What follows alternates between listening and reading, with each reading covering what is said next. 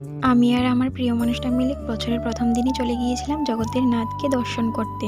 তো তোমরা সবাই কেমন আছো? আশা করি ভালো আছো। তো দেখতেই পারছো আমি আর ও মিলে দর্শন করছিলাম। ভাবলাম তোমাদের সাথেও শেয়ার করি আমরা কিভাবে বছরের ১ম দিনটা কাটালাম। তো তোমরা কিভাবে কাটালে তোমরা কিন্তু অবশ্যই আমাকে কমেন্ট করে জানাবে।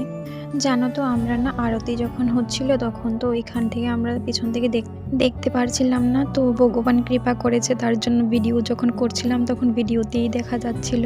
তো এভাবেই আমরা জগন্নাথ দেবের দর্শন করেছিলাম। তো দর্শন করে আমাদের তো খুবই ভালো লেগেছিল। কিন্তু ভিতরে ঢুকতে পারিনি, খারাপ লাগছিল।